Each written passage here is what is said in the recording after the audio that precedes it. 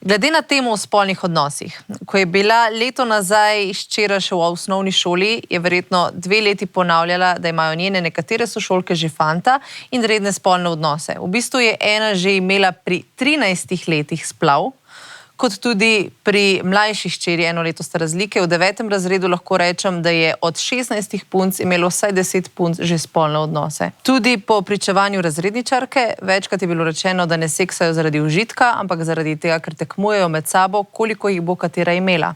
Preko Snapchata so pošiljale slike, da so v Dixiju, v gostilni na WC-ju, doma, ko sta starša odšla na vikend na dopust. Zelo je žalostno in kaj je treba tukaj? Kaj lahko naredimo, da to spremenimo? Jaz sem se z barbikami igrala. Jaz sem se v blatu igrala. Mislim, da se Prosim, gledala Disney Channel. Ja, a veš. Jaz sploh ne sprocesiram, jaz da res ne. po mojem Pač, da v bistvu To je tekmovanje. Sej, to je tudi zanč je bila zgodba, da imajo zelo probleme, da prav tekmujejo, kjer je več. In zato pravim, tukaj kot starši, jaz mislim, da smo odgovorni in da moramo nujno, ampak res nujno, biti tukaj zavestni, da v izogib temu, da saj eno znanje predamo. Ali pa najdemo kanale, kjer lahko rečemo otrokom, dej prosim to pogledaj, pa se bova pol pogovorila.